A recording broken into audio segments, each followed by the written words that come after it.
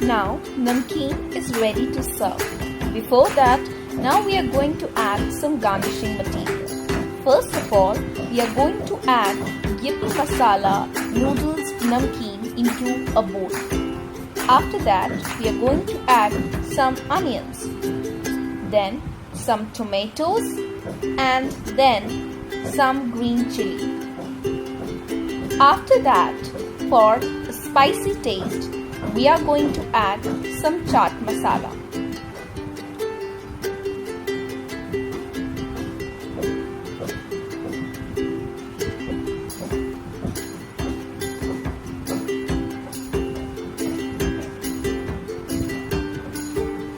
After that, we are going to mix all the garnishing material.